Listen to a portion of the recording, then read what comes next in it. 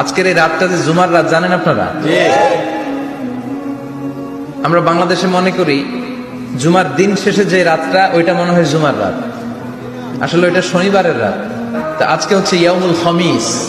এদিনে বিশ্বনবী রোজা রাখতেন, সোমবার বৃহস্পতিবার সুযোগ হলে রোজা রাখবেন। যারা রোজা রাখবে তাদের জন্য ইন দ্য ডে অফ জাজমেন্টে আল্লাহ স্পেশাল একটা গেট বানাবে জান্নাতে ঢোকার জন্য। ওইটার নাম হচ্ছে রাইয়াম। জুমার দিনের দোয়া কবুলের সেই কাঙ্ক্ষিত মুহূর্তটা হচ্ছে আসরের সালাত, অর্থাৎ বিকেল থেকে নিয়ে মাগরিব সূর্য অস্ত যাওয়ার আগ পর্যন্ত।